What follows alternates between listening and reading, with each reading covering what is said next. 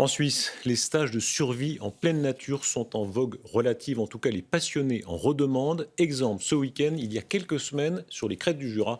Reportage Lionel Bourki, Julien Guillaume. Fini le confort. C'est parti pour 2 jours en pleine nature pour ces 8 stagiaires, sans briquet ni téléphone portable. Première étape, une course d'orientation pour souder le groupe. Un peu difficile. Mais on est unis, donc c'est bon. Hein. En forêt, tout peut sauver la vie. Petit cours de cuisine de survie. Alors, les vertus du gratte à cul, on va retrouver certaines vitamines dedans. Et puis c'est nourrissant.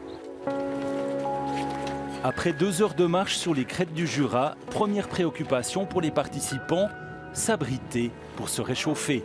Sous l'œil attentif des instructeurs, ils construisent leur bivouac avec comme seul matériau la végétation environnante.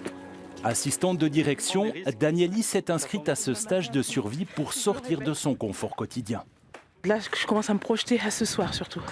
Je crois qu'il y a un petit peu d'angoisse, d'appréhension. À l'idée de dormir là, dire « Ah, c'est là qu'on va dormir ». Yann est employé d'un centre commercial. Il participe à ce week-end pour retrouver le goût de la simplicité. Puis aussi pour prendre du recul par rapport au monde dans lequel on vit, où on est toujours entouré de confort et malgré tout ce confort, on arrive quand même à se plaindre. Prix de l'aventure, 250 francs par personne. 4 ans que Laurent Ducasse et son équipe organisent ces stages de survie de plus en plus prisés du grand public. Les gens veulent se dépasser. Pourquoi moi je n'essaierai pas en fait? Est-ce que je suis capable de me remettre en question? Est-ce que je suis capable de travailler sur mes émotions, de retravailler mes sens? La journée avance, les ateliers s'enchaînent. Au menu ce soir-là, cette infusion d'épicéa pour faire le plein de vitamines. C'est assez bon quoi. Je dirais que c'est un peu entre du thé et du bouillon. Il est temps d'aller se coucher. Première nuit à la Belle Étoile pour Danieli. Il fait moins 5 degrés. Il fait nuit noire. Ouais, je trouve qu'il fait froid. Mais voilà. J'y suis maintenant. Je peux plus faire marche arrière.